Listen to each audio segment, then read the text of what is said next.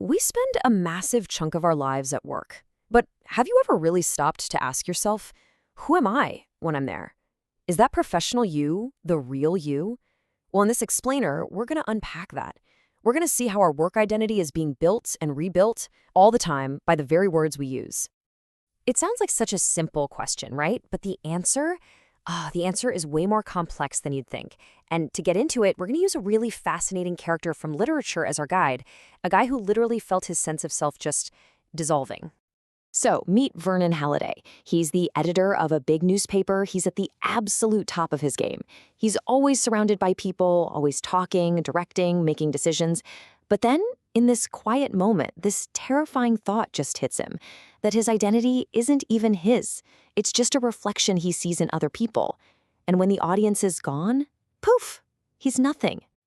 Now, it's super easy to just write that off as, literary drama. But what if Vernon's crisis actually points to something fundamental about all of us? What if our own identities aren't nearly as solid as we like to believe? Yeah, this is where it starts to get really interesting. To understand what's happening to Vernon, and let's be honest, to us, we need to look at the invisible architecture that shapes our world. And that architecture has a name. It's called discourse. Okay, I know that sounds a little academic, but bear with me, because the idea is actually pretty simple. Discourse is way more than just talking. It's the whole system of communication in a place like your office. All the jargon, the way emails are written, the vibe in meetings, all those unspoken rules.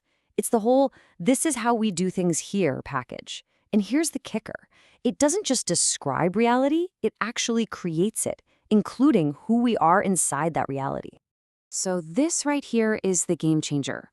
For a long time, we thought of identity as this fixed thing inside of us, something you have, like the color of your hair. But what the study of discourse shows us is totally different. Identity is much more like a performance. It's something you do every single day in all your interactions. It's fluid, it's fragile, and you're constantly building it with the people around you.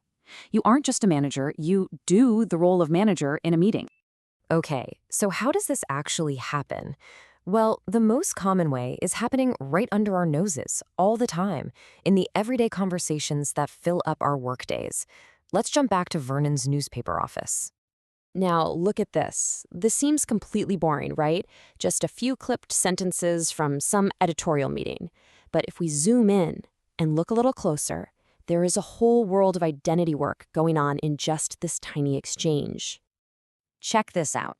In those few words, the editor, Vernon, is reinforcing his authority to decide what's interesting.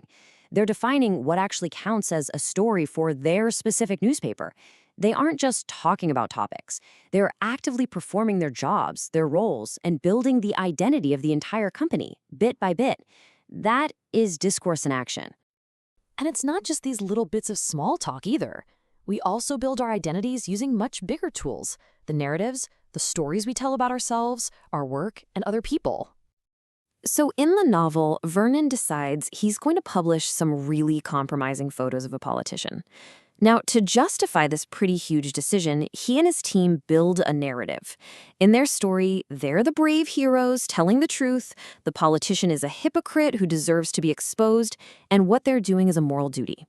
This story builds Vernon's identity as this powerful, crusading editor.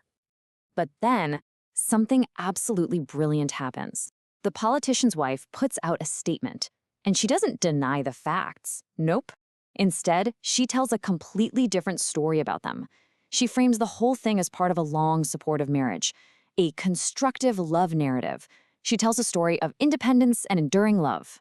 And this just nails the whole point.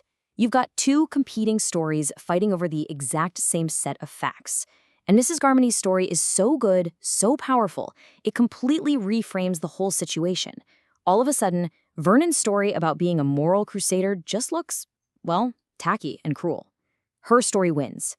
And in that moment, she doesn't just save her husband's identity, she completely dismantles Vernon's. So, what's the big takeaway from Vernon's spectacular fall and Mrs. Garmony's incredible win? Why should any of this matter to us, people who aren't editors of major newspapers locked in a public battle? Because these exact same forces are playing out in our own lives every single day. Your professional identity isn't just a job title on a business card. It's an active project. It's something you are working on in every single email you write, every meeting you're in, and every story you tell about a project you worked on. You're performing competent colleague, creative leader, or reliable teammate through discourse. And so that leaves us with one final and I think really important question to chew on. Start paying attention to the discourse around you. Listen to the language. Notice the stories being told. Because who you are at work is being created right now in real time. And the real question is, are you going to be an active author in your own story?